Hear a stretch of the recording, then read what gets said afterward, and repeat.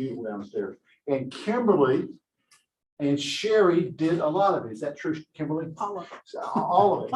All of it. So guys, let's give them a hand because it was beautiful. When we go to my house, she says you can't afford me. And I went, ooh, is that a challenge? Anyway, guys, so it was fabulous. And Thanksgiving was amazing. Arthur, what was best about your Thanksgiving? Mama Was here. Mama was here. Yeah, guys, the ones of you that got to see your mama during Thanksgiving, God bless you because that's an amazing blessing to have most of the time. Yes. Is that true? Yes. All right, guys, anybody else has some good news they want to share with us? Anybody in TV land? My family all went back home. Your what? They all left. They left. Oh, I got that rested. Well, they shared with me this morning that her kids all went to the in-laws for Thanksgiving. And they said, what are we gonna do? So they went to Raisin the River and they said it was their favorite Thanksgiving in a long time. They said it was an amazing place to be. So Raisin the River, who's been there before? It's really good food. The guy that started it is named Ray Schonenbaum. And Ray's parents started, what do you think? What restaurant? Shoney's. Shoney's, exactly right. Yeah, Ray's character. He and my friend Steve Alderman started Rio Bravo. Anybody remember Rio Bravo? One of my favorite restaurants in this planet. I was a regular at that bar drinking margaritas. And then they split off and Steve did Horseradish Grill, which is wildly successful in Chastain Park. And of course, he did Raisin the River, which is also wildly successful. Really, guys, so they love their Thanksgiving. Sometimes Thanksgiving with just two people is a fun thing to do. Anybody else want to share something good going on? Any visitors today in television land or here? Any visitors that we introduce? We'll introduce him later, I guess, right? I'll introduce Josh later. We'll tell you about Okay. Josh. He certainly knows his market very, very well. Studies a lot, so we're going to talk about that. So guys, if not, let us move on. Giving Tuesday. Pardon me? It is Giving Tuesday. Tell us about that. Please subscribe. Give your $10, your $15, your whatever, your $5 to KW Cares and KWKC. KWKC is for kids. We give scholarships. We train them on the P&Ls and how to run businesses. So your $5 does make a difference. Thank you so very much. There's a drive going on, and the Stewardship Group gave a lot of money this morning. So Josh, you have your calculator on this morning. What's $5 times 165,000? That's a lot of agents. A lot. 5 times 165,000. 825. How much? 825,000. So is that 8.25 million? Yeah, 825. 825. 825,000? So guys, if everybody gave $5, would that make a difference? It'd be huge. Yes, ma'am. Can we do it in our green, do we have green sheets where we can do You contributions? on the green sheet, that you can for sure. I'm assuming that's true. Yeah, Well, that's not true. your green sheet, but your commission. But Your your- commission stuff, same thing. And there's yeah. an email that went out to where you can donate on the site as well. Okay. And of course, please remember Coin Cares also. Yes, it's, Because guys, I mean, you don't know the times that someone comes in and says, Jim, I'm new and I'm supposed to come in soon.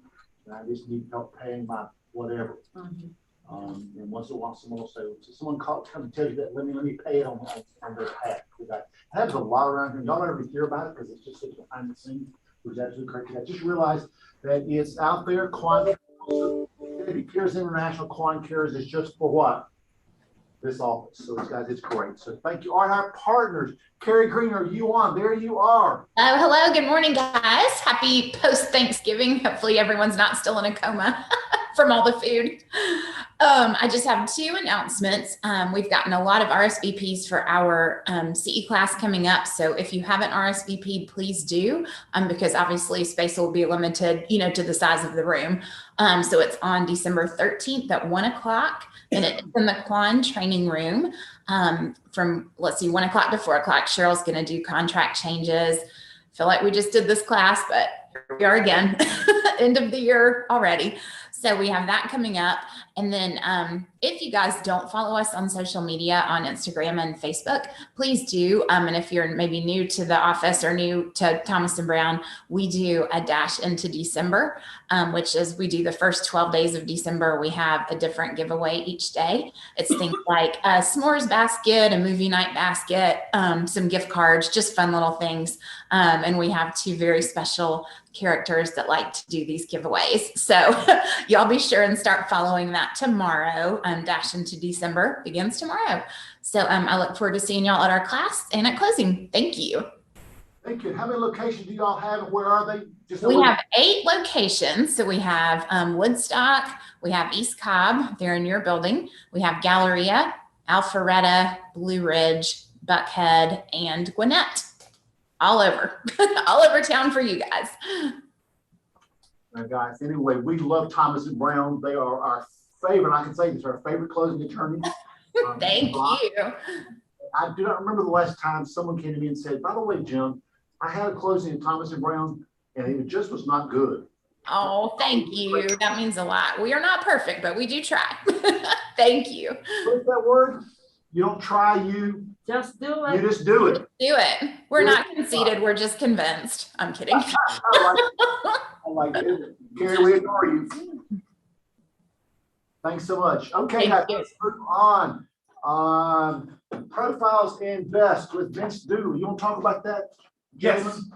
Yes, so, Hey, wait, by the good way, morning. oh, sorry. Good morning, Keller Williams. Good morning. morning, The Jefferson. last 2 meetings was buenos dias. Let's get back to it. So, Thank you for using your inside voice. I told my grandsons that several times last weekend. Inside voice, please. We're still working with Jeff. so, we're really excited. First of all, who's still eating turkey sandwiches? No? No, well, I. What do you want to give away something like, I don't know, because I have a question you ask. All right, give away Yes, so some. we have $100 gift certificate to Buckhead Live. Okay, great. Okay, so I want you to ask them what, according to what I just know, the average amount of calories people consume on Thanksgiving. So what is the average amount of calories According to according to Google that people consume on Thanksgiving? 1,000. 6,500. So 6,500, 55. 1,000. So how about TV land? 3,000? She said 3. She said 3. You said 3? Who said three? You want ding, ding, ding, She's obviously not having wine. You don't do that. That's what you gotta do. So looking forward, That'd be a we've lot got, of y'all, I'm Daily really, intake's really 1,200. excited about this. Yeah, first of all, let me ask you another question. Who doesn't want to be their best? Does anybody want to not be their best? Oh, I like average. Does anybody not want to be their best, right? So that's what our personal and professional best is all about, this program that we have every month. For December, we have a double head. This is really exciting. Coming up on December 2nd, that's Thursday, that's this Thursday, 3 o'clock, go to supremebest.com/PPB, right? supremebest.com/PPB. We have a live interview with Vince Dooley. Probably, is there anybody that's not more loved in Georgia than Vince Dooley? I mean, does everybody know who he is? so he was Oh my gosh. he was a head coach of the University of Georgia football forever, athletic director, just a fantastic person. So if you've been in Georgia for any length of time, you know about Vince Dooley. And Vince, we're honored to have we've had Mark Rick on the last 2 months. We're honored to have Vince Dooley on. And then 2 weeks later, this is really cool. We've got 2021, a championship year in review, hosted by Randy Curran. Now, if you didn't follow Georgia football in 2010, 2007, 2010, you might not know who he was, but he was a star linebacker and went on to play in the NFL. and he's a fantastic motivational speaker. So hosted by Rennie Curran, Dr. Kevin Elko, and Jim has heard Dr. Kevin Elko Twice, he is amazing. He is amazing. He really is. And of course, Pat Flood, our CEO. Anyway, so both of, and again, 3 o'clock, supremebest.com/PPV. So if you just remember supremebest.com/PPV, that'll do it. And Jeff, I want to acknowledge that certainly your company has put a lot of money this year into great speakers. Do you remember some of the ones? I mean, certainly. Yeah, so Vince Dooley, who else? Andy Stanley, Horst Schultze, Nick Saban, Mark Rick, Ike Reichert, John Maxwell, just Guys, you they know, don't over come and cheap, over. do they? Jeff Hart. And you can access all of these past ones through supremebest.com/PPV. We would send a link. Yeah. Second. And then, I just, the other thing that ran across this article from the Atlanta Business Chronicle, and I thought it was an interesting fact. I was looking at it yesterday. So Atlanta, out of 40 markets, Atlanta is number one for, in Q3 was number one for the number of homes sold to investors. There were almost 11,000 homes sold to investors in Atlanta.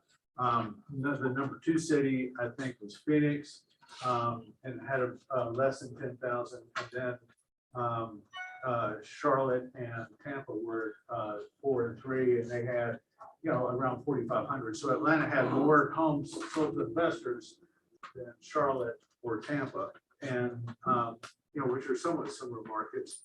Anyway, it's just, I thought, gosh, I know I'm doing a lot of loans for investors, both that live here and also that live elsewhere. That live in California, New York, and Northeast, and out west. Atlanta's just so, just an idea. Maybe, are you all plugging into that source of business? Are you all advertising? Because I think it's great. It's just great. A lot of the people that I'm working with, a lot of the investors that I'm working with are just regular folks. They're not like big companies. They're not, they don't do this all the time. It's not like this. They just, they've got some retirement money. Let's put it to use in a good way. Jeff, Paige Morgan shared with me where numbers came from, but she said 17% of total home sales in October were made by individual investors, up from 14% last year. Yeah, so according to this data in Q3, 32% of all homes sold during Q3 were sold to investors, up from 11.9% in Q3 of 2020.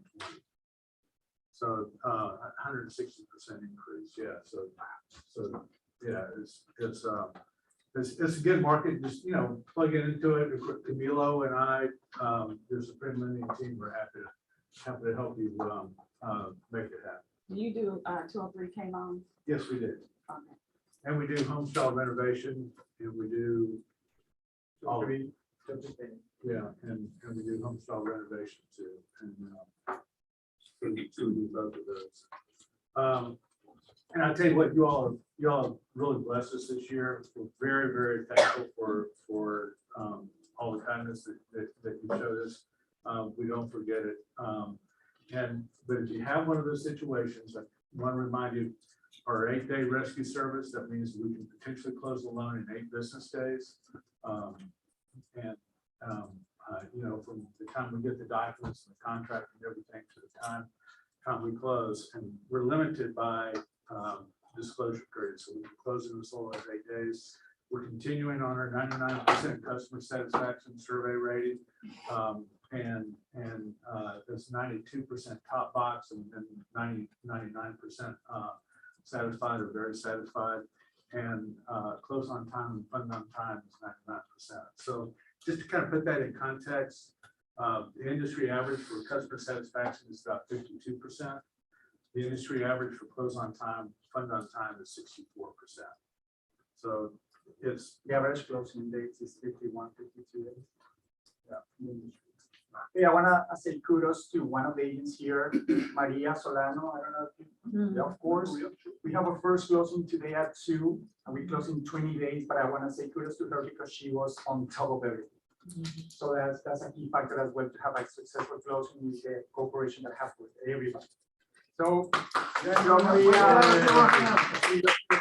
but at least you said Giving Tuesday, fun fact, I always say this. Today is the National Computer Security Day, Day, National Moons Day, and the National Stay at Home because you are well.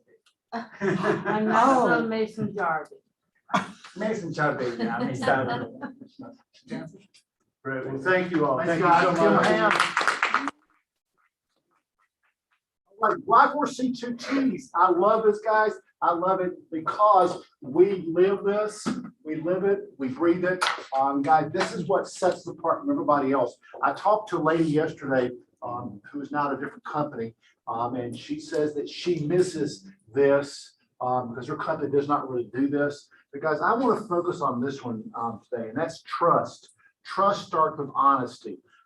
Guys, if you can't trust somebody, that sort of puts you in an awkward situation. You can't trust your lender, you cannot trust your brother, you cannot trust whoever got it, puts you in an awkward situation. When you break that trust with the agent you're co-opting with, it makes the deal a lot harder to close. The guys always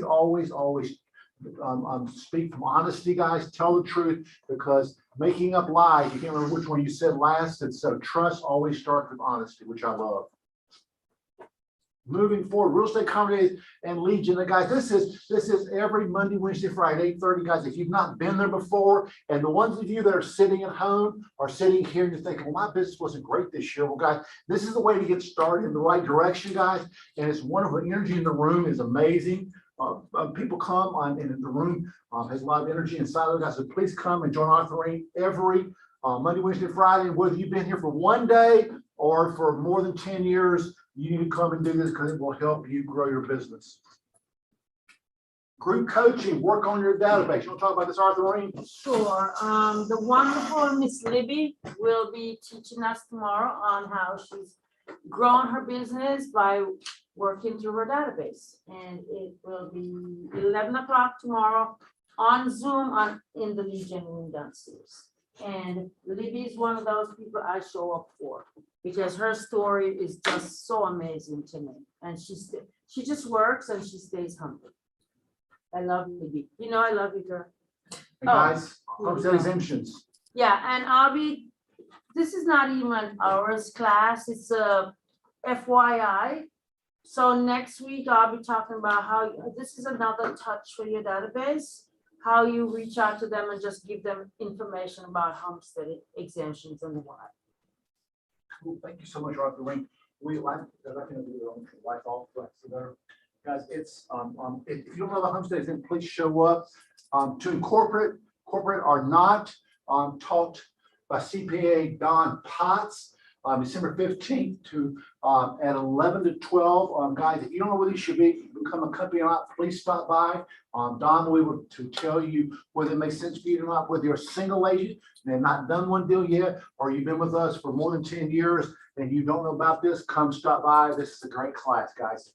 And guys, you have no idea how exceptional this office is to put this kind of stuff out there right now. I'm telling you, most offices never even talk about it. They don't know it even exists. Congratulations, Arthur Ring. Great class.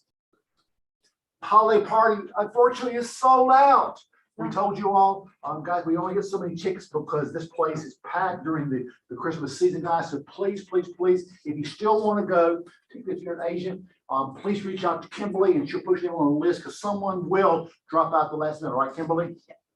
So please, please, please. And how do they do that, Kimberly? Just shoot you an email? I'll put it on the wait list. Great, great. So guys, going to be a wonderful party and I'm looking forward to it. It is on the 10th, is that right? Mm-hmm. The 10th from 7 to 9 p.m. Thank you so much. KW Real Estate School in Kansas City. Oh, no, it's not Kansas City, but I didn't want to, may I? Sure. What I wanted to tell everyone, agents, great way to build your downline. We all know people that want to get into real estate, thinking about it. Well, Keller Williams and this office, along with some others, have agreed to participate where your friends, family, anybody, in talk, I speak with them, we can enroll them in the Kaplan Real Estate School, and it's credited, and they can get their pre-licensing done at no cost. So it helps that first barrier where, gosh, how do I come up with the money? Now, we all know real estate costs money, but if they can save that and put it toward getting their license and their other things, it just gives them a first step. So if you know somebody, please refer them to us. I'm happy to talk to them. And then the cool thing is they're doing something a little different. They're adding what they call KW Prep. And that it's not licensed, it's not, there's no accreditation for that, but what it is 17 modules about getting into real estate, the real business development, things that we didn't learn when we took the classes, we just learned to pass the test. This goes hand in hand with it. So whether you're wanting to be a new agent, that's a great source. Or if you're an agent wanting to kind of restart your business and refocus, it is a great opportunity. So if you've got any questions, give me a call. Guys, I'm excited. We're sure you're on now. Okay. Lessons learned. This week is a little different. Everyone seems to be operating smoothly, so I don't have any hair burning moments to share with you yet. But what I did want to remind you is if you're going to take vacation, what should you do other than plan the vacation? What piece really is important on this side of the equation? It's not a trick question. Partner? A partner, have a buddy. What happens is occasionally, we don't have it that often, but when we do, it usually is something fairly major. And if you're going to go out of town, either planned or unplanned, always have some kind of buddy system, a backup system, but please let us know. Billy gets calls during the day and they'll ask for someone. I've been trying to reach him or her, and I can't get anybody, and come to find out they're gone. They're not to be found. You need to make sure that you let your clients know. Please let us know. And if you need some help, please, get a buddy, or at worst case, you could ask us. You probably don't want to do that. A buddy's better, but some way to manage your business, because what happens, what always happens when you go out of town? You get busy. It's kind of like when you get in the shower, the phone rings, you've been waiting all day. And so what we don't want to happen is to say, oh, they're out of town, or we don't know where they're at, and you just lost a deal. So if you've got a buddy and we know it, we can say, Rusty's unavailable right now, but let me put you with his partner. And so it's a smooth transition. We want to make sure that you get your fair share. Any questions on that? It's kind of simple, but we just forget about it because we go, oh my gosh, I need a break. But we kind of forget that we are our sole proprietor there. So the other thing I just wanted to mention is FMLS is doing away with something. Do you all know what it is? Areas. Angela's always on top of it. Thank you, Angela. Areas. So how are you going to find properties if you're not using areas? Where we always have Zip codes and schools, zip codes. Zip codes. Neighborhoods, actually, neighborhoods, schools. Right. Primarily. Well, it could be. I mean, it could be maps. You can target things. So just somebody's going to open it up and have a meltdown because now they don't know how to find something because they just weren't aware of it. And so just be sure when you open up FMLS every time, just quickly read through the homepage. There's some changes coming and they're good. So that's it. All right. And the little videos. FMLS is really great at putting, when they're making changes, they have little videos that tells you exactly what to do. Correct. Don't call Michelle on Saturday night at 9 p.m. because you didn't watch the little 5-minute video. Well, and guess what? A lot of your questions regarding FMLS, who really needs to answer them? FMLS. FMLS, that's right. And so if you plan accordingly, they're open 7 days a week during business hours. They're not going to be there at 10 o'clock at night. No, that won't happen. But you can find out information, especially if you get stuck on something. Okay. All right, agent needs. Who's got some coming soons that want to share either out in the audience or in TV land? We're talking about listings. Listings, yes, everybody wants the listings.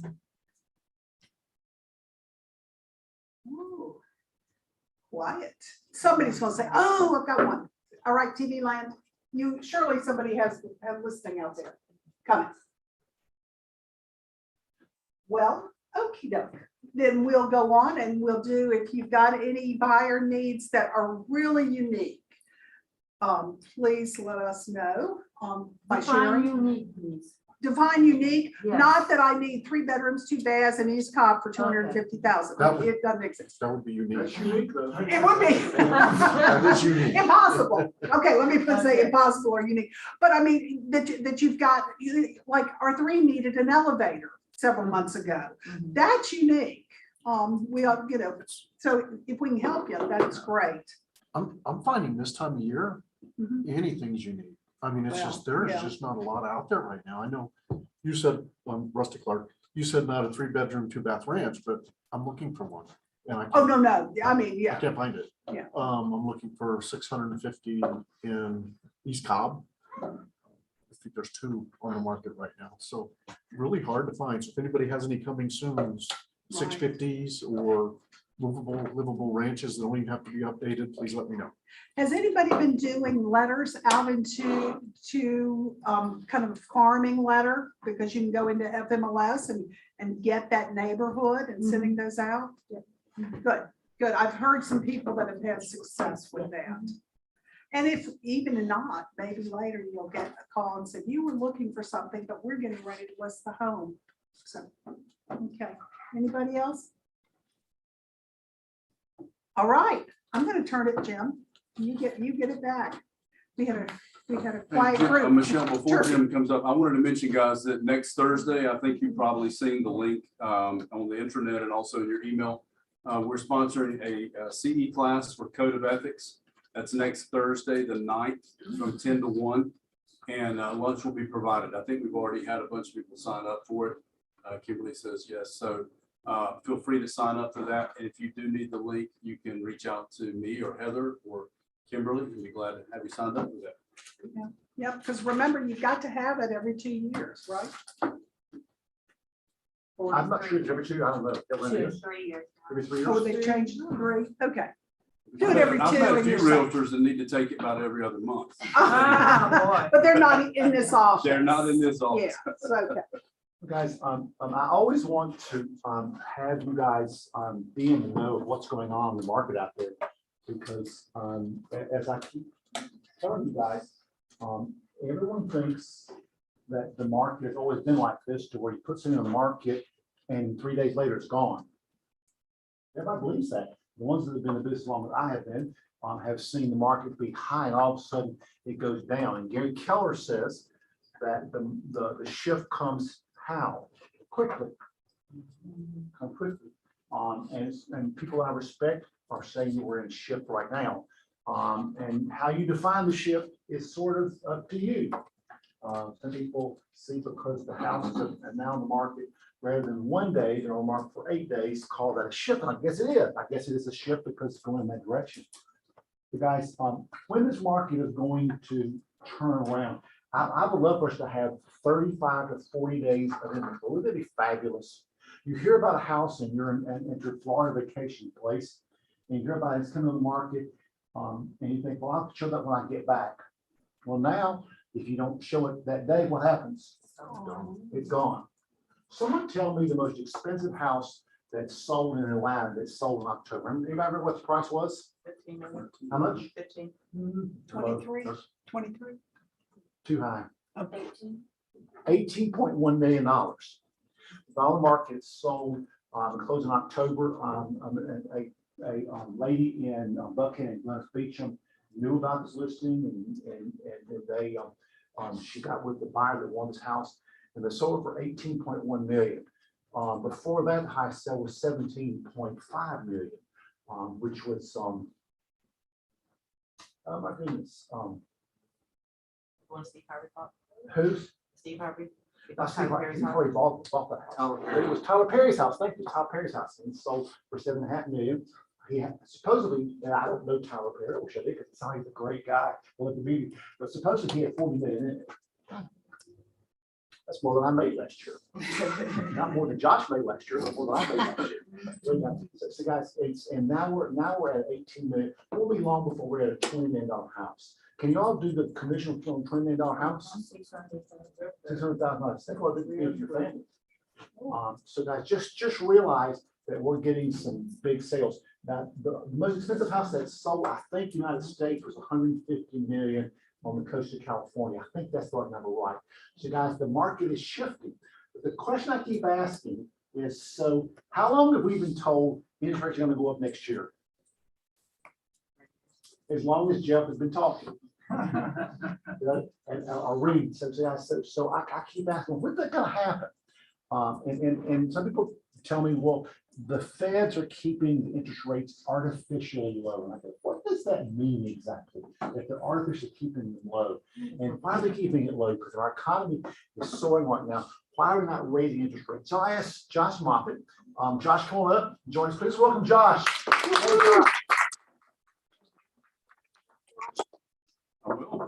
Please.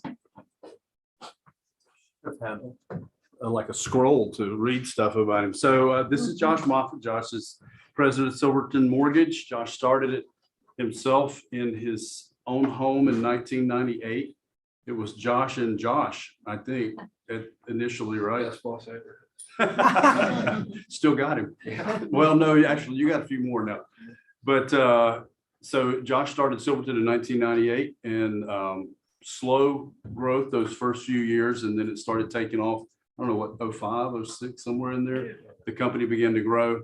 And then about 4 years ago, 3.5 years ago, I guess, something happened that dramatically changed our company. And I think it's a great reflection on Josh's leadership, because a company that's owned by Berkshire Hathaway began to look for a mortgage company. And they wanted to purchase a mortgage company because they were, and I don't know if I should be telling all this, maybe you wanted to tell it. They were in the process of buying builders around the country, mainly, I guess, in the Southeast at that time, right? And they thought, we can either start our own mortgage company, or maybe we should find, and they vetted, remember how many it was? They vetted a lot of mortgage companies, but ended up approaching Josh. Josh had always made a joke that, and when he said, people said, well, are you gonna just build Silverton and then sell it? He said, no, I don't ever plan to sell it, but if Warren Buffett ever calls me, I'll probably answer the phone. And we all ha ha ha ha. And so one day someone called Josh and said, there's somebody you need to talk to. It turned out it was a company owned by Warren Buffett, so he did answer the phone. And my favorite part of the story, and I'll see if I can make him blush, they were going to send their jet down to pick him up, and he said, no, I'll just drive. And he drove. And to me, that said a lot. And one of the main, anyway, I could go on. I have a lot of respect for him. In March, I will have worked for him for 10 years. So Josh Moffett. Hey, Josh. So what happened? 2006, 7, 8, 9, and 10. So when you tell the ones that were not around during that point, what happened in 2007, 8, 9, 10 to the mortgage industry? Oh, wow. Yeah. Sometimes ask this question, so he's got to speak on Yeah, that. it almost collapsed, right? Permanently. You've probably seen the movies, read the books at this point, the great,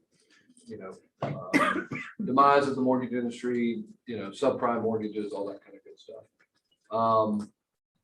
Really what happened was liquidity and underwriting degradation, right? And Josh, keep remembering these are real estate agents you're talking to. We don't know big words, at least I don't. Okay. Nobody had any money. Hey, Josh. And all the mortgages were crap. Right? That's kind of the basics. But what's interesting about that is we touched on that a little bit with COVID, right? And so what I'm going to kind of walk you through today, guys, is the mortgage marketplace going into 2022 from a kind of a national perspective. And then hopefully bring it down a little bit so that you can get maybe a couple takeaways that you can take into your marketplace here in Atlanta. We all know Atlanta, you know, every neighborhood street makes a difference, right? So what goes on nationally might or might not play into your business, but hopefully it's good to know as you kind of plan for next year, right? And, you know, I say all this with the backdrop of in March of 2020, you know, we sent everybody home and I took my executive team and I said, guys, this is going to be terrible. Nobody's going to buy a house for the next year and a half. We're probably going to have to lay off, a ton of people. This is going to be really bad. I totally blew that one, right? It was the best year ever when it comes to housing and so on and so forth. So the market's always right. Sometimes we are occasionally along the way, right? And then the other kind of full disclosure is, and I don't know if this was planned, but I'm really appreciating this chair right now because I threw out my back playing basketball with the kids 2 days ago. And so I might be sitting here in a couple minutes because not going so well. But you know, 2020, to really understand 2022 and what's about to happen in mortgages, you got to understand 2020 because it was this massive moment that left a huge wake, and we're just coming through that wake right now. It's like an ocean liner going 100 miles an hour, right? Big, long wake behind it. Oh, can you guys see that okay? No. Maybe you can do the lights. Yes. Yeah. So what ended up happening was it became the largest mortgage marketplace in the history of the US.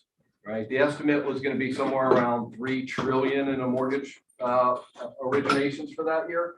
Wound up being about 5 trillion.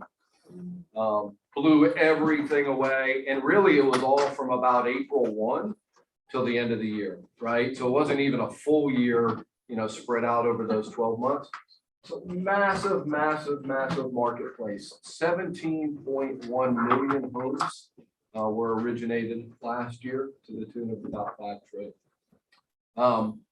What's really interesting about our marketplace, and to Jim's earlier question, the mechanics of the mortgage marketplace is 95% of all of these loans went through the GSEs, which are Fannie Mae, Freddie Mac, Ginnie Mae, government supported agencies, right? When I say go through them, just means they provided all the money for those originations. But what's really interesting is they provide the bonds and they purchase the bonds, right? So they are the funding source for almost the entire mortgage marketplace, right?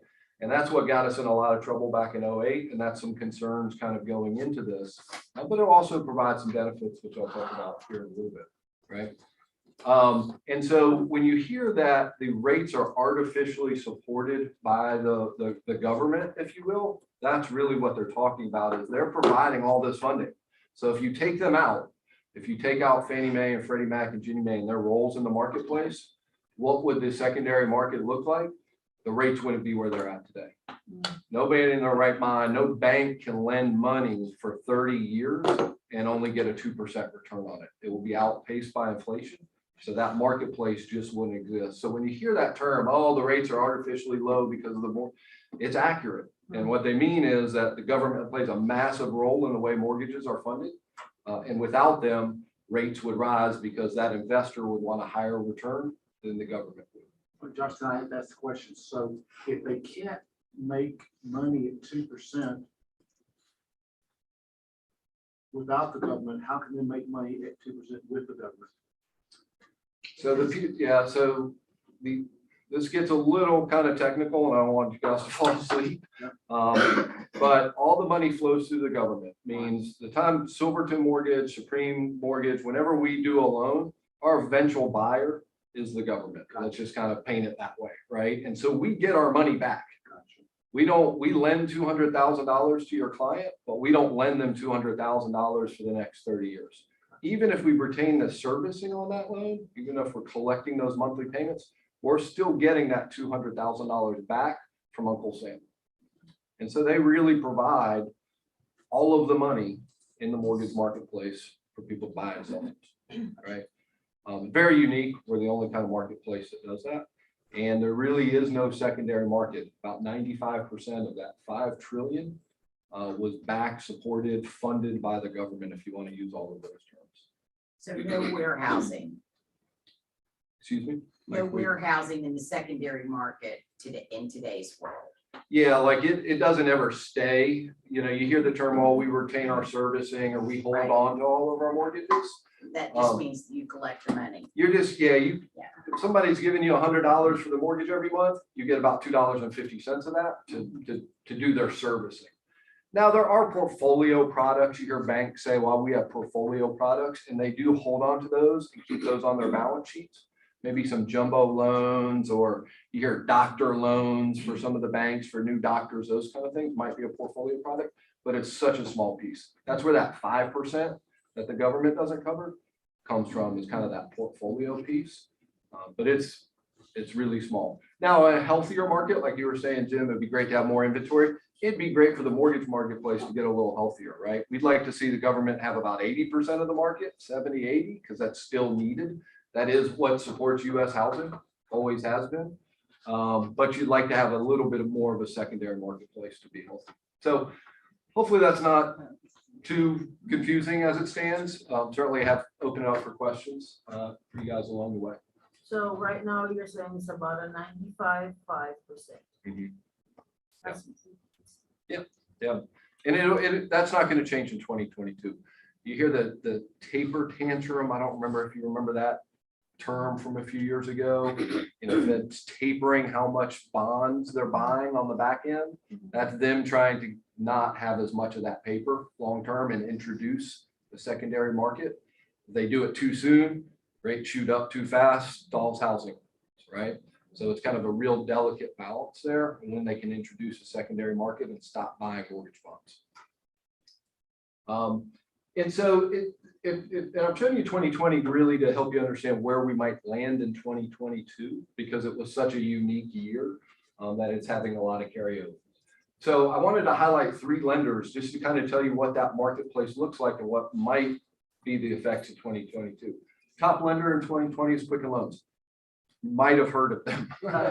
You know, they're now public, which is another interesting factor we'll talk about. So you can get all their information. They're an advertising company, right? Quicken spends $2 million a day in national advertising.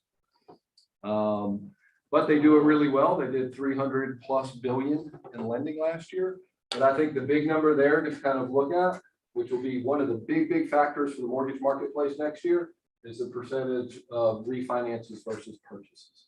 And I can't read that, but I think it's 80-some%, a little higher for the, I don't know if you guys in the back can see that. Of their business was refinances, not purchases. So we're going to talk about that effect here in a little bit and what you might see, especially when you're getting contracts in from lenders maybe you don't recognize or haven't seen before. So you said they did 80% of their business was refis. Yes. What percentage of your business is refis, Josh? We'll finish this year at about 15%. 15. Yep. Good. I like that.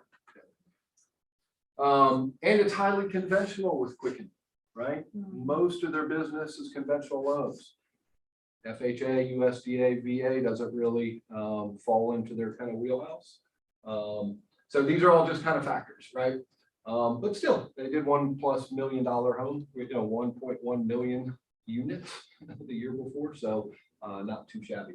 So the next lender I want to highlight, because it's another factor that we might see here, is United Wholesale Mortgage. You probably never heard of it. They are a wholesaler, and really what it shows us is the reemergence of the mortgage broker into the marketplace these last 2 to 3 years. Have a lot of friends that are brokers, great people. They'll do a great job for you. There's nothing wrong with the broker model, but it's really risen. And that was one of the factors we saw going into the 08-09 crash, right? And unfortunately, they're not as regulated as the independent mortgage banks or mortgage banks. And so they kind of have this little gray area sometimes that they play in, and we might see some effects. But huge amount of broker business that's going to set up some of the landscape for 2022 as well. But again, most of that business came through the refi channel in 2020. They were 75, 76% refinance. all the broker business that they got in, and highly conventional.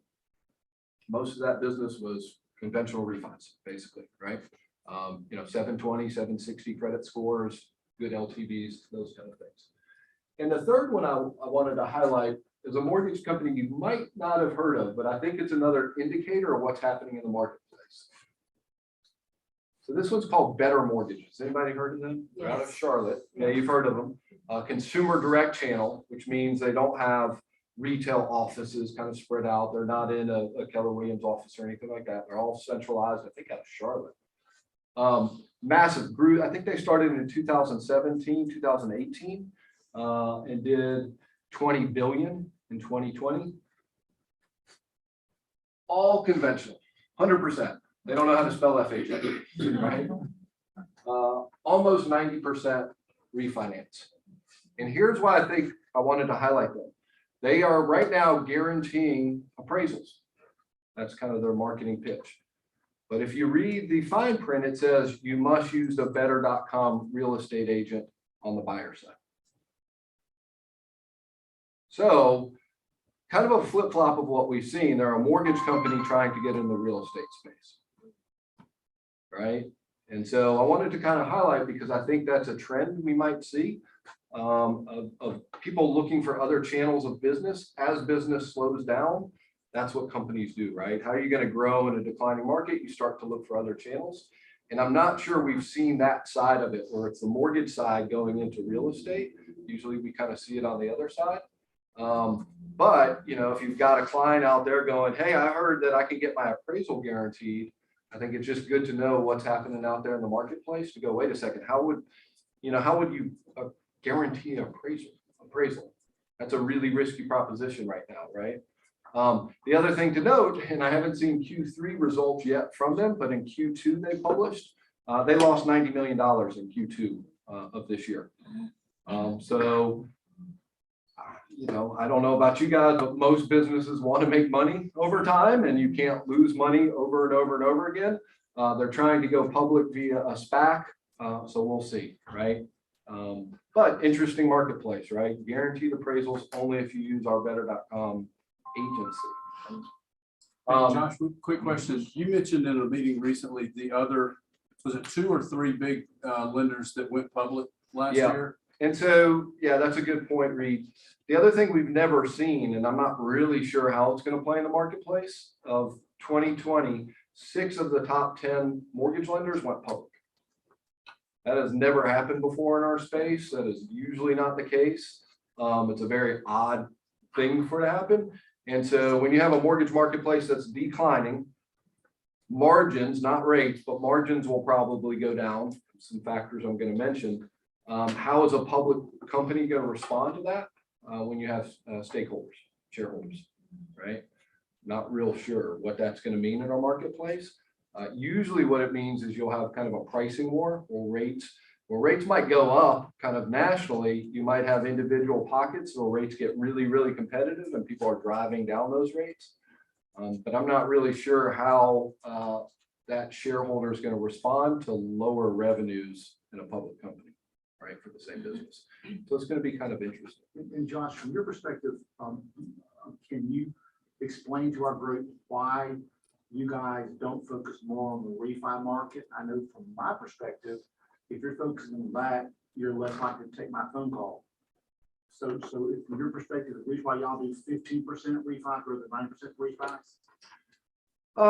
It's just always been the business we're in. When I started in '98, bedroom of a house, I was out there and 25 years old with friends, and nobody had a house to refi because they didn't own a house.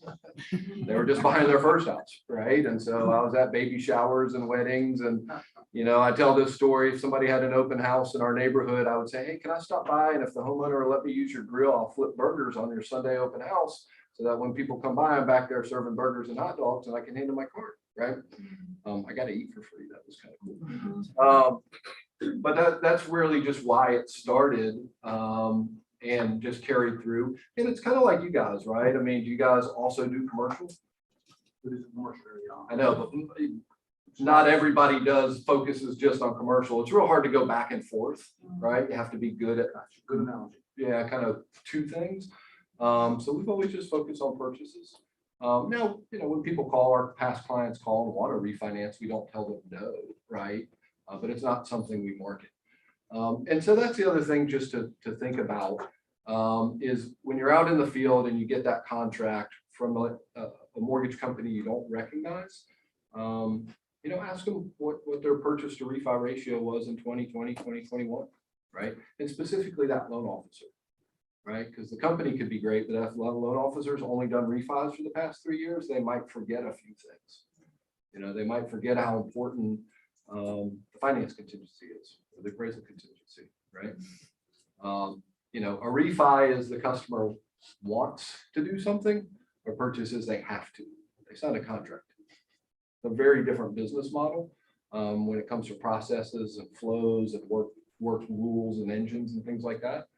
You can't just go from doing a bunch of refis and say, now I'm in the purchase business, right? It doesn't work well.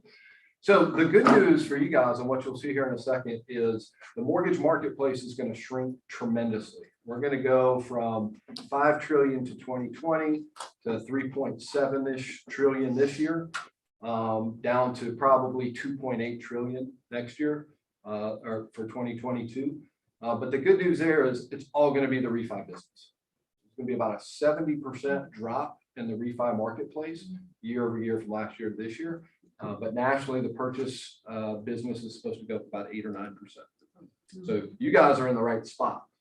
There's a lot of mortgage companies that aren't, but you guys are in the right spot, which I think is exciting. So a little small, I apologize. Rate. So what do I think the storylines of this coming year are going to be based on the marketplace we're seeing? I think interest rates will be a headliner. So we'll talk about that in a second, and then we'll go through some other ones that will kind of play into your local marketplace. So is this the year that we've all been waiting for the past 10 years? Rates going up? It certainly seems like it. Now, let's hope not. Let's hope we don't all get locked down again for the next 6 months or something terrible like that. But if something like that happens and the Fed steps in again and kind of rescues everything, then maybe they don't go up. But outside of those factors, this is the year rates go up. NBA's latest forecast is they're predicting we could get as high as 4.3 by the end of this year. This year? 2022. Oh. Sorry. Yeah. Yeah. Not in 3 weeks. And then you see a slight increase there again up until 2023. Now, 15 years ago, if I'd said the rates were going to be 4%, we'd all be dancing. So, in perspective, they're still not terrible, but it's going to impact the marketplace, at least from a buyer's perspective. You might have a little bit of sticker shock. So we'll kind of talk about that in a second. So I think rates will be the headline for this year in the mortgage marketplace. The other one, and I just did this the other day, I thought this was, sorry. So I think this is really interesting, and what I get excited about for our business, not quite for 2022, but as you look at 2023 and beyond, I think it gets really, really exciting for both us in this room. And if you've got a 24-year-old maybe in your household that's looking for something to do, fantastic business to be in the next 7 to 10 years, right? And it's just pure math, pure demographics. So the millennial buyer, as we all know, is entering the marketplace a little later than the previous generation. 34 seems to kind of be the round number where they're entering the marketplace. And just look at the demographics after we get past this year of how massive of a buying marketplace we're about to go into. Really all the way until, gosh, out here about 7 or 8 years, do we get back to where this coming year is even going to be? So, again, not really a 2022 number to think about because it's going to be, a little bit of a rise, not a massive rise. But man, hold on and build that business for those upcoming years, especially if you can access that millennial buyer population, because they're coming and they're going to be the biggest wave of buyers we've seen in a long time. So the next one I want to show you, this was just more a little fun. You guys have probably done this on the phone because I think it's going to play into the marketplace, especially here in Atlanta, because Zillow was a big buyer here in Atlanta. We all know they exited. So you can go into Zillow mode or do whatever. My tech guy showed me this. But these are all the houses here locally now that are owned and relisted by Zillow. And you click on them, and the most common thing is they're about 5% less than what they paid for. Will they go low? You know, who knows? It's a lot of money at stake, and they're breaking contracts and doing all terrible things. I hope you guys aren't having to deal with any of that. But it was just dramatic. I pulled this up. I was like, that is a lot of red that's going to be coming into this marketplace. And so we'll see what that looks like. And so real quick, back to interest rates. You know, everybody's got a different marketplace. I couldn't tell you exactly what it's going to do to your marketplace. But I did just two scenarios. Say the house right now today is at 350K, putting down, you know, and 3% interest rate, you know, whatever. But then you get up to 4, right, by the end of the year, and you get some appreciation. So that same house is up 5%, right? And those are the big stair steps that I would be not concerned with, but I would share with your buyers now, especially if they're entering the market this kind of spring, late winter, early spring, versus, oh, should we just wait? Or maybe we'll do summer vacations and go into the fall, right? You can have this double effect that we haven't seen. We've seen the appreciation and house prices go up, but we've seen rates go flat or go down, right? Now you might see both of that stacked on, and you have that big step up that could be coming, which could affect a lot of your buyers, because as you see, that's about a $400 difference on a monthly basis for that same buyer, just with a 5% appreciation and a point rise in interest rates, which is certainly potential by the end of the year. So that's where I think rates will be the big headline. And every market will be a little different, especially when it comes to appreciation. You might be in a marketplace where, gosh, East Cobb's still crushing it. That could be 8%. You stack that on with the rate, it could be even more dramatic, right? So, you know, I would just share. You can't make anybody move when they don't want to, but you can share numbers and they go, wow, that's a big deal, right? Second headline, I don't have any graphs for you, but it's coming. The conventional loan limits are rising. Most have gone to 625 in anticipation of that. It might even be a little higher when it comes out. I think it's supposed to come out today, right? I've heard as high as 648. I don't know if we'll get that high. But the big takeaway there is that's just not for a $650,000 purchase. Think of that as a range up to about $800,000, where that could impact your buyer in a positive way, based on whatever their financing model is, right? Depends on how much they're putting down. They could do a piggyback loan to stay under jumbo and just have a smaller second, you know, so maybe they're selling their house and they want to pay off that piggyback after they sell to end up with one loan. But that's about a 20% increase year over year on the conventional loan limits. That's a big deal. And if you have buyers in that 600 to about 800 range, that same house that they were looking for, and maybe they got tired because they couldn't find it, or they went back on the fence. It's a great time to talk to them about getting off that fence now, especially before rates start to go up, right? You could really be saving them a lot of money by getting them going now with this higher limit. Maybe that house is now a little bit more affordable for them. So I think that's the second headline for this coming year. The third one is the modernization of appraisals. We saw that appraisals were a massive supply chain disruption in the mortgage business from 2020 carrying on through now, right? Just didn't have enough appraisers. We're not equipped for all the volume. It's an aging population as far as appraisers go. It's a really hard business to get into. They have to apprentice for 2 years. Kids out of school right now don't want to apprentice for 2 years before they can start making money. So it's a really challenging profession right now, and there's just not enough of them. So you had all this business and nobody to appraise the houses. The director of FHFA, new director, Director Thompson, has said, I was fortunate enough to be in a room with her not too long ago, we're going to modernize that. It just doesn't work. It's outdated. And when you think about all the data now the government agencies had, remember I showed you they did 5 trillion in loans last year. They're going to do 3.7 trillion this year, 2 trillion next year. They know everything about almost every house out there, and they have it in data form now and not document form. Data form means they can write rules behind it, they can write logic behind it, and they can put AI on top of it. So when the request for a new mortgage on that house comes through, they're going to be able to capitalize on all that data And if nothing's changed, maybe at the courthouse, they're gonna say, well, we know exactly about that house and we can go ahead and waive that appraisal. It's a big ship to turn. It's not gonna happen overnight, but you're gonna start to see it in 2022, that you might start to see appraisals get waived, more of a desktop review. Now where it goes from here, I don't know, 5 years from now, are we gonna have Uberization of appraisals? Possibly, right? Does the appraiser actually have to take a picture anymore, or can anybody do it? Can a customer do it from their own kitchen because it can geo-track that they're actually in their kitchen, right? And can an Uber guy take a picture on the outside while they're driving by? Probably, right? And so maybe appraisers become a little more specialized, their desks focused kind of work, which means they can do a lot more too, right? Plus all that data. So I think you're going to start to see the modernization of appraisals. Atlanta's a little trickier market because of our neighborhoods are just so different and so diverse. You know, it's not Phoenix where you just have, you know, massive amounts of subdivisions built on subdivisions and they're all kind of look the same. And you know what I mean? It's just a little harder market. So I don't know if we'll see it quite as much here as we do in some of the other markets, but you'll see some modernization of appraisals. The final few are ARMs, adjustable rate mortgages. Has anybody seen an adjustable rate mortgage closing in the last 10 years? No.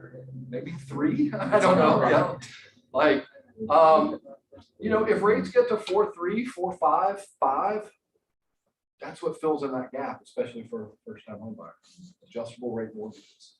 So it's kind of one of those tools we just haven't had to use in a long time. But if you get a point savings to go to a 7-year ARM and you're a first-time buyer, that's going to fill some marketplace needs as these rates go up. So just kind of keep that in your mental arsenal for as the year starts to go on. And Josh, for the agents that are new in this business, they have no idea what an adjustable rate mortgage is. So if the rate is at, let's say 5% in 18 months, okay?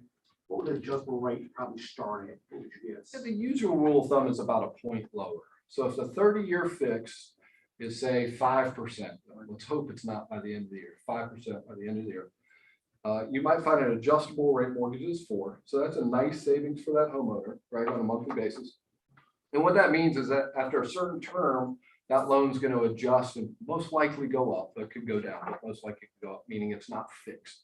The most common from back in the day were either 5-year adjustable ARMs or 7 years, meaning the rate was fixed for 5 years or for 7 years, and then it's going to adjust based on some market conditions. And so, you know, when we bought our first house, where Silverton was founded in Lawrenceville, Georgia, little 3-2 brand new construction, we did a 7-1 ARM, right? That's what a lot of first-time home buyers used to use because they knew that it wasn't going to be their retirement house either, right? They were going to move in 5 years if they had kids to a school district or do some different things. So again, January 1, you're not going to be talking about these things and you don't really need to know a ton about them. But as the year progresses, if you start to see those rates go up, just go, hey, you know, just talk to your loan officer about an adjustable rate maybe at the end of the year. It's a good way to get, you know, kind of some savings for a house you're not going to live in the rest of your life, right? So I almost had to look up what they meant because it's been a really long time since we've seen them. And so the last one, and it's really just more specific to Georgia, is RON closings. Does anybody know what a RON closing is? It's a term you're probably going to hear some this year because it's going to be up for legislation. It was denied, turned down. Can you spell that word, please? Yep, RON, R-O-N. And it stands for Remote Online Notaries. Oh, So digital closings is a good way to think about it. Right now, most closings are done in kind of a hybrid format. I know we do at Silverton, where 90% of the documents are kind of set to the customer in advance. They can digitally sign them before they go to closing, so that when they come into closing, it takes about 15 minutes, and they're really signing what I like to say are the important documents, the documents that are specific to their loan that they'll have questions on for our partners at the closing firm, right? What's being pushed out there nationally that hasn't passed here in Georgia yet, there's 31 states that have passed it, but Georgia is an attorney state, which means attorneys have to do closings. Most are title states, and those are the states that have passed it. So Georgia might be one of the first to pass it as an attorney state. We'll see, but just know what it means. If you hear of a customer going, well, I heard my friend in North Carolina was able to do it all online. Yes, they were, because in North Carolina, they passed that law before. In Georgia, it's not passed. It's up for legislation. It could pass. We'll see. And really what it's going to do is change that closing dynamic. So we'll still have an attorney, I believe, in the state doing that closing, but instead of them going into the office, they're going to be in a Zoom room, right? And they're going to do the closing on Zoom. Really is kind of what it's meant to be. Some good and bad. You know, I'm not going to say which way to feel about it or think about it, or just, you know, one's good or bad. Just know it might be coming, and it's in other states. So if you have those clients that have moved from other states, they're relocating to Georgia, and they say, well, I don't know, this is crazy. Why are you guys have to do it this way? It's the state. It's not how it's done otherwise. So I covered a lot of ground there. Hopefully it wasn't too much and too kind of out there. Hopefully there's a few little takeaways for your businesses. Any questions to kind of finish? A question, Joel. Yes. Is there a penalty for selling before the term of the arm? No. Well, usually no. You shouldn't. Now, prior to the 08 crash, a lot of loans had prepayment penalties kind of built into their language. They really got rid of those after the 08 meltdown because they're really bad, right? It was really onerous to the consumer, that kind of thing. So you shouldn't see them, but it's a good question to ask. It's a good question and a good question to ask if you see a client going through. Say, hey, just let's get your loan officer on the phone and make sure there's no prepayment penalty on this loan. There's a question behind you there.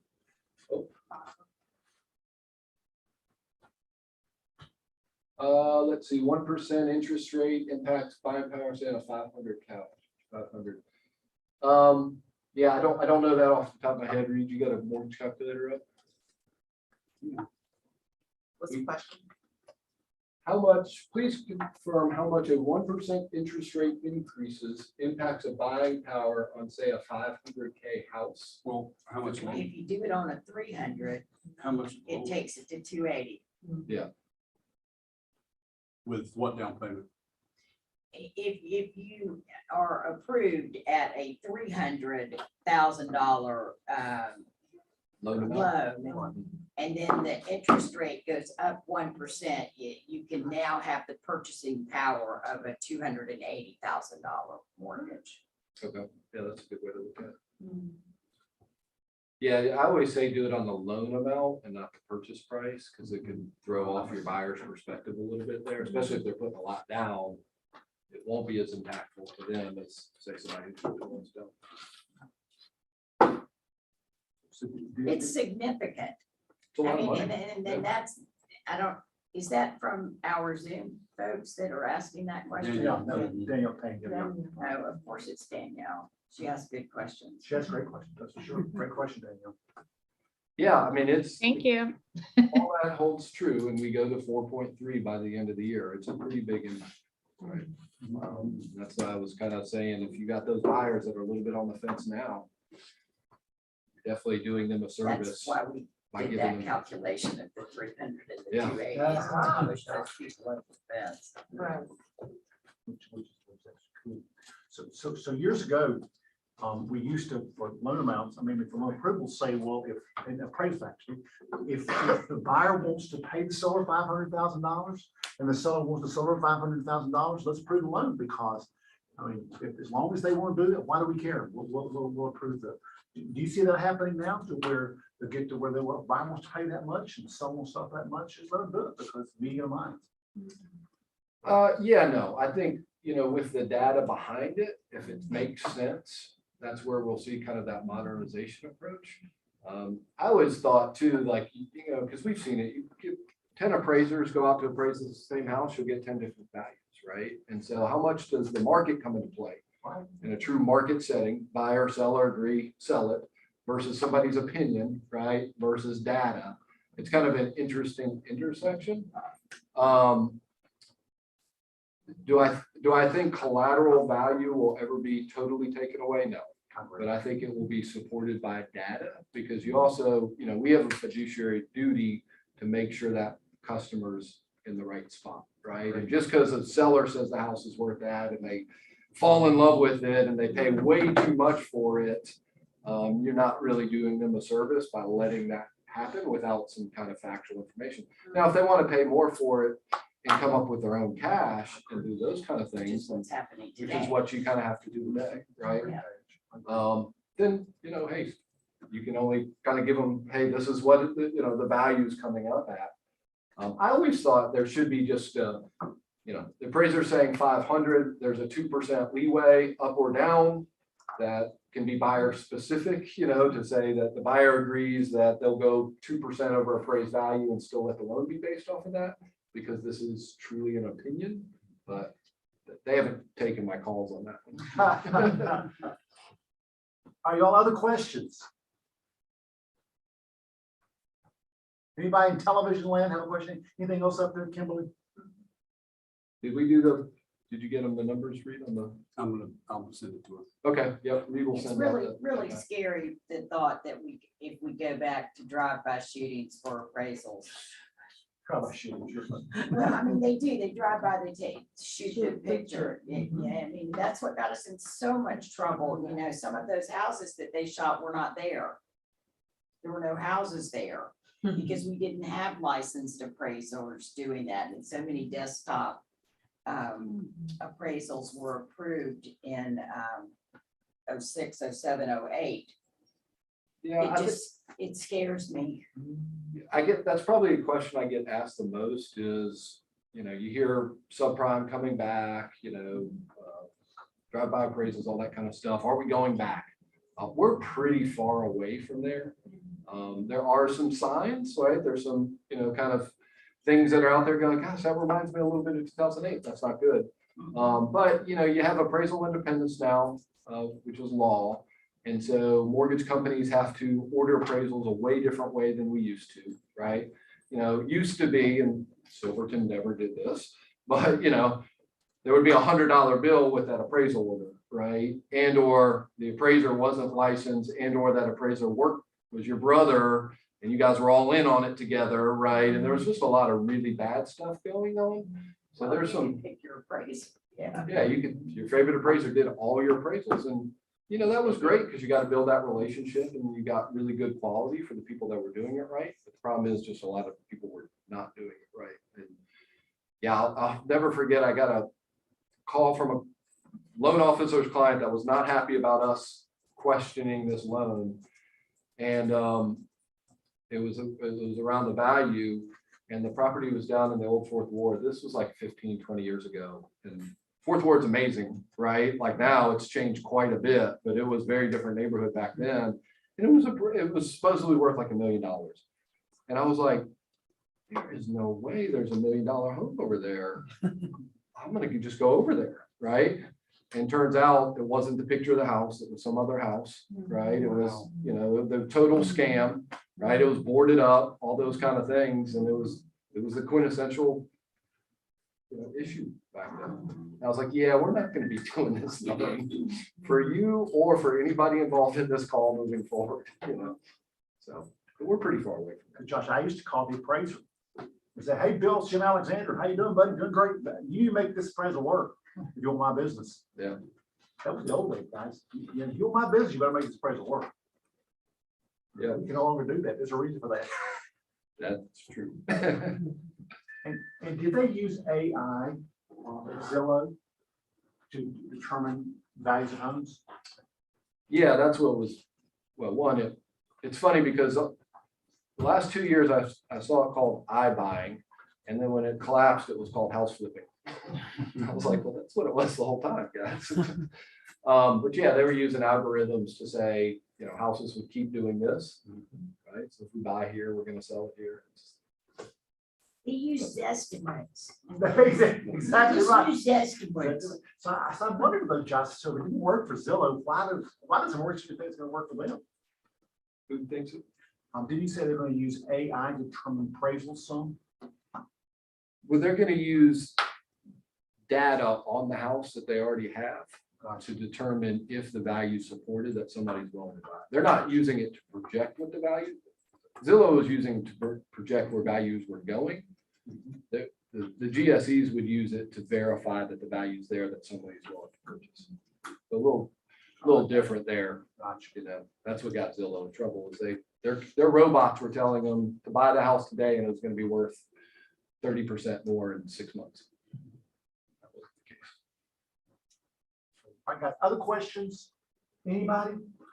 Anybody in television land, anything there on there, Kimberly at all? We're seeing a lot of folks that still are interested in second homes. You see anything happening in second home mortgages? Great question, because we saw a big ripple come through that got fixed, thankfully. And that's the new director Thompson that I mentioned. She came in and corrected that. You had Mark Calabria, who was head of FHFA. He was dead set on getting the government agencies out of conservatorship. And to do that, they needed to raise a ton of capital and decrease risk. And he saw second homes and investment properties as one of those risks. And so, without getting too technical, he limited what any mortgage company could do out there and the percent of second homes and investment properties that could be done. And they gave you a 60-day notice to totally turn your business around, or else they were cutting you off. And so you had this immediate impact that you saw interest rates on investments and seconds potentially really spike up there for a little while, so people could kind of stop the flow of those properties. That has been changed. Director Thompson correctly said that is to the detriment of more people than it's helping. Investment properties provide a huge amount of housing stock for the rental community. And if you jack up the rates on those, you're jacking up everybody's rates. And that's bad, right? And so all of that has been taken out. And so there are no limits currently on second homes or investment properties as far as the percentage mortgage companies could do. Will it change? I don't know. Under her leadership, I would be absolutely shocked if that changes. So I think we'll be good as far as how those properties are valued, at least for the immediate future. Hi, this is Sharika from TV Land. Can you guys hear me? Can you guys hear me? We hear you. Yes, go ahead, please. Okay, great. So all in all, it sounds like what you've been saying is you don't really predict any type of housing crisis or crash next year. The interest rate might go up by the end of 2022 to around the 4s. However, is there a chance, and I don't know if this is a loaded question, but is there any chance, and what would cause any type of housing crisis if there, Yeah, I think a steep increase in rates over a short amount of time could cause at least a short term, I don't know if I'd call it crisis, but a short term dip, right? If it's measured, if it's 10 basis points this month, 10 basis points next month, if it gives the buyers the perspective of how rates are going up some, I don't have to rush out or just totally stop buying right now. I actually think it will be a good thing because the buying population today has really not seen interest rates rise, right? So I think it's going to change the mindset a little bit of, hey, let's get out there and buy some houses, right? If I'm in the marketplace. Somehow, are you there? Yep. Can you hear me? Somebody else. Oh, yep. We can. Okay. But to me, of the black swan events, something crazy happening with COVID or something new like that, certainly. And